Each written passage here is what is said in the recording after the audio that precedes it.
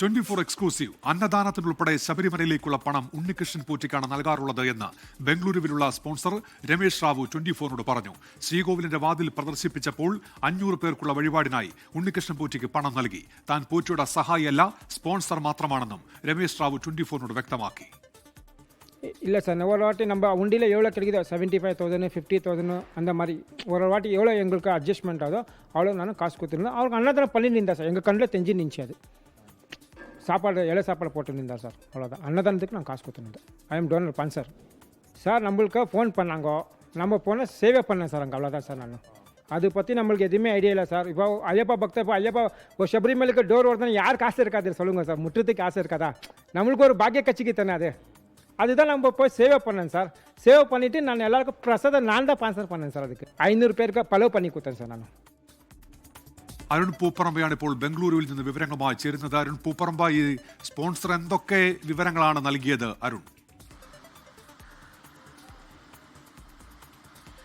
ഉന്മേഷ്, കേസിന്റെ ആദ്യഘട്ടത്തിൽ തന്നെ ഈ രമേശ് റാവുവിന്റെ പേര് ഉയർന്നു കേൾക്കുന്നതാണ്. ബംഗളൂരു കേന്ദ്രീകരിച്ച് ചില സ്പോൺസർമാർ ഉണ്ട് എന്നതായിരുന്നു ഉണ്ണികൃഷ്ണ പോറ്റിയുടെ മൊഴി ഉണ്ടായിരുന്നു. ഇതൊന്നും പൂർണ്ണമായും അന്വേഷണ സംഘം വിശ്വാസത്തിലെടുത്തിട്ടില്ല. ഇവർ ഈ പറയുന്നത് പോലെ ഇവർ സ്പോൺസർമാർ മാത്രമാണോ, ഇവർ അല്ലെങ്കിൽ ഈ കുറ്റകൃത്യത്തിൽ ഇവർ പങ്കാളികളായിട്ടുണ്ടോ എന്ന കാര്യത്തിലൊക്കെ ഈ പ്രത്യേക അന്വേഷണ സംഘത്തിന്റെ അന്വേഷണം നടന്നു വരികയാണ്. എന്തായാലും ഈ സ്വർണ്ണപ്പാളിയുമായി ബന്ധപ്പെട്ട് ഒരു പണവും താൻ നൽകിയിട്ടില്ല എന്നതാണ് ഈ സ്പോൺസറായിട്ടുള്ള രമേശ് റാവു പറയുന്നത്.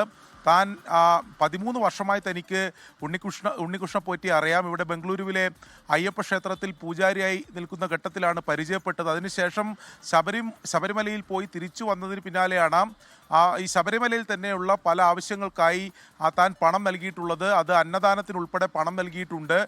ഇവിടെ ഈ സ്വർണ്ണവാതിൽ, ശ്രീകോവിലിൻ്റെ സ്വർണ്ണവാതിൽ ഇവിടുത്തെ ബംഗളൂരിലെ അയ്യപ്പ ക്ഷേത്രത്തിൽ എത്തിച്ച് പ്രദർശനം നടത്തിയപ്പോൾ അതിൽ ഈ വഴിപാടിനായി 500 പേരുടെ വഴിപാടിനായിട്ടുള്ള പണവും താൻ ഉണ്ണികൃഷ്ണ പോറ്റിക്ക് നൽകിയിട്ടുണ്ട്. അങ്ങനെ എല്ലാ വർഷവും ശബരിമലയുടെ ആവശ്യത്തിന് പല അന്നദാനം ഉൾപ്പെടെയുള്ള കാര്യങ്ങൾക്കായി പണം നൽകാറുണ്ട്. പക്ഷേ ഈ സ്വർണ്ണപ്പാളിയെ കുറിച്ച് തനിക്കൊന്നും അറിയില്ല. അതിനെ സംബന്ധിച്ച് എന്തെങ്കിലും ഒരു ചർച്ച ഉണ്ണികൃഷ്ണ പോറ്റിയും താനും തമ്മിൽ നടത്തിയിട്ടില്ല. ഈ കുറ്റകൃത്യത്തിൽ താൻ പങ്കാളിയായിട്ടില്ല എന്നതാണ് ഈ രമേശ് റാവു പറയുന്നത്. അത് പക്ഷേ ആ കാര്യത്തിൽ ഒരു വ്യക്തത വരേണ്ടതുണ്ട്. എന്തായാലും അന്വേഷണ സംഘം ബംഗളൂരുവിലെത്തി ഈ രമേശ് റാവുവിനെ ഉൾപ്പെടെ ചോദ്യം ചെയ്യും എന്നതാണ് നമ്മൾ മനസ്സിലാക്കുന്നത്.